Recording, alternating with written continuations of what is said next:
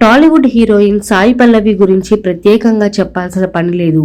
ఫిదా సినిమాతో తన కెరియర్ స్టార్ట్ చేసిన సాయి పల్లవి 8 ఏళ్లైనా కూడా ఏమాత్రం మారలేదు. ఆమె నటించడానికి పెట్టుకున్న రూల్స్ ని మాత్రమే ఫాలో అవుతూ ఉంటుంది.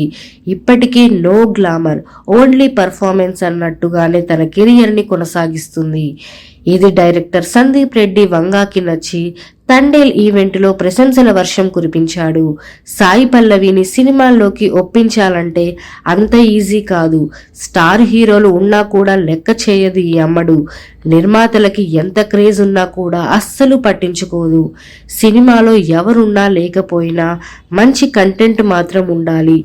తన క్యారెక్టర్ నచ్చాలి. ఈ రెండు నచ్చితేనే సినిమాకి ఓకే చెప్తుంది.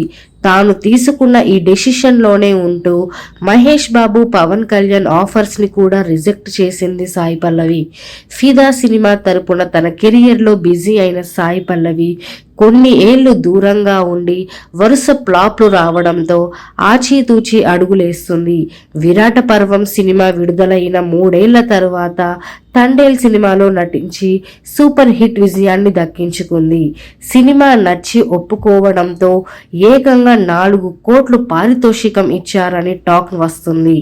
ఇక తండేల్ హిట్ తర్వాత సాయి పల్లవి ఏ సినిమా చేస్తుందంటే ఒక్క సినిమా కూడా లేదు. ప్రస్తుతం బాలీవుడ్లో రామాయణం సినిమాలో నటిస్తుంది.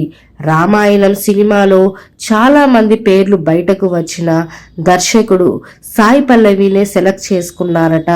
ఈ అమ్మడు సామాన్యంగా ఒప్పుకోదు. సైన్ చేస్తే భారీ పారితోషికం ఇవ్వాల్సిందే.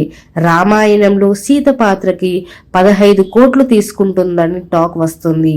ఇక తండేల్ సినిమా తర్వాత ఏ సినిమాలో నటిస్తుందో అనేది చూడాల్సిందే.